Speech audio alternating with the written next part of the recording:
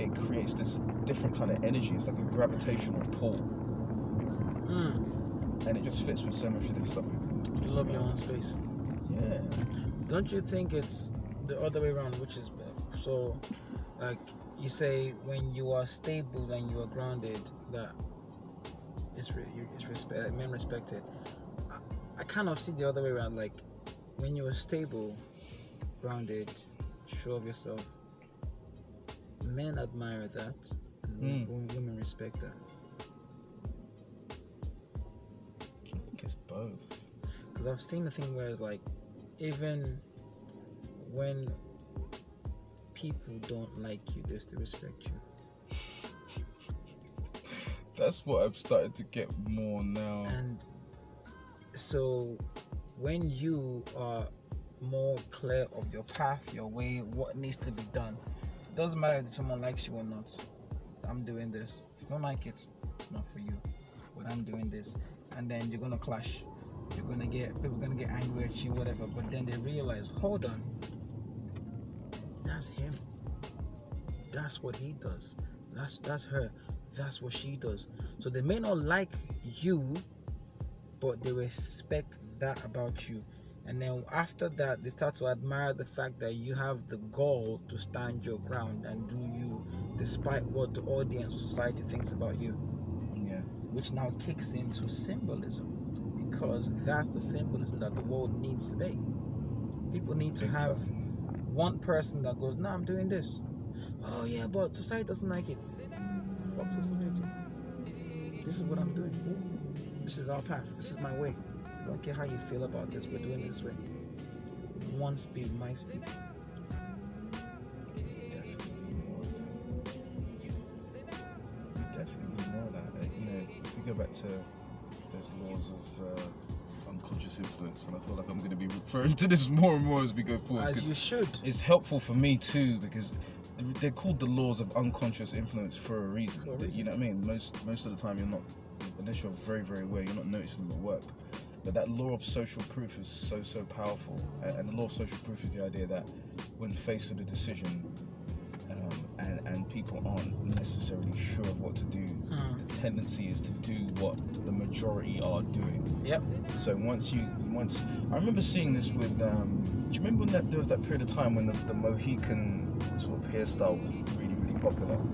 I remember there were some key people that was sporting it. So you had like Rihanna, I remember had it, and I remember seeing some Premier League football players that had it, and then it's just like wildfire. And it's like once you get certain key people, law of liking again, in key areas, fashion, sports, music, actors, something just can become a phenomenon and hit a tipping point super quick. Yeah. And at that point, it's like, you know, now the law of social proofs in effect, and it's like you see it with everything: tattoos, hairstyles, clothes, even opinions, right? Even opinions. It's like if you don't think a certain way, and everyone look at you like, okay, why aren't you going along with the popular paradigm? Like, is there something wrong with you because you think differently? We do. We need more people who stand up and go, no, actually, I don't agree with that. Right. I'm not doing that. That's true. You see that? We had this convo a while back about script writing, and we did a whole like girl from London and a girl from say Luton or Essex or Liverpool, actually. Liverpool, which is a girl from London. She's white too, but she cannot write the Liverpool experience. Okay. Like a girl from Liverpool. Yeah, I remember that conversation. Exactly, and that's the thing about script writing. A person who has not lived that life cannot write the exact lifestyle of a character for that person. You can go on the generic, oh yeah, is a blah blah blah person from this, that. You can write a generic character based on what you feel like writing, not what is factual. And you go, no, this is good for the script. It makes the story better. But that person has no character development. Yeah, you're gonna miss a lot of the nuances. A lot of the nuances are gone. But because you go, oh, you know what? He's a man, therefore he must be going through this. He's a black man, therefore he must be going. He must either be a druggie. Don't get me started. He must be a druggie. He must be illiterate. He must be what's the other one again? A brute, druggie, illiterate, stupid. So when you play aggressive, yeah, all of that. Unreasonable. So when you put thief. So when you put all these characters like that, and you put it in a movie, you do that because you, the writer and the director, you don't know what it's like to be that person. Yeah. So you write a perceived assumption of what the person is supposed to be. Now that goes out there on this big famous movie, right? And every other person sees that and goes, oh, that's how black guys are. Do you understand? That's how black guys are. That's how black guys behave. That's how black guys do. And guess what? Black guys watch this. The ones on shaky foundation. Remember, they go, oh, for me to be accepted in this society, I need to act like one of these characters. I need to talk like this. So you watch a movie with some new stupid slang, and all of a sudden, all the black guys who have that foundation start speaking like that, and you go, where'd you learn that from? Oh, Top Boy. Dude, what? You know. I didn't watch that show. Yep. I remember going to America, I was in New York, and that was an eye-opener for me, because it was exactly what you're talking about now. Like everybody dressed exactly the same. It was like everyone had, this was years ago. But was it that 90s New York thing? The baggy trousers, the baggy shirt, it was the baggy like jerseys.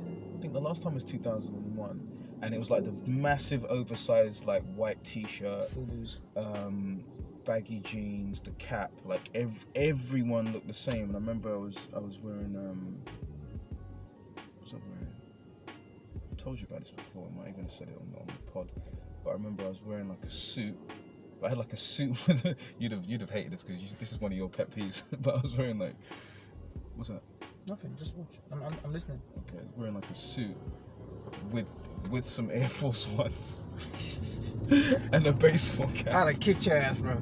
Talking about, I would have fought, bro. I know you don't like that on shit. Sight. I thought it looked heavy. What? Brothers was looking at me like I fell out of the sky. Like literally, they were looking at me like I'd violated some laws of. You did, man. Code of conduct. Like there was like some code of ethics. Code of ethics. I was putting my own twist on shit, but it was so interesting because I was looking at them like, you guys are all like so brainwashed in terms of like who you're supposed to be, like what music you're supposed to listen to, how you're supposed to dress. I saw this a lot growing up as well. Like kids I grew up around, they all listened to the same sort of music. They all did the same shit. They all ate the same food. They all went the same places on holiday. It was just like, I am this. This is my box. Yes. I will function in this way. Yes. And if they see you listening to some music that's a little bit different, or do you know what I mean? They hear you listening to some music from a different genre. It's like, you're not in the box. You're not in the box. We might have to form some sort of committee and evaluate. Why are you using those big words? That was another one I used to get. Oh my god. Dude, let me tell you, 90s.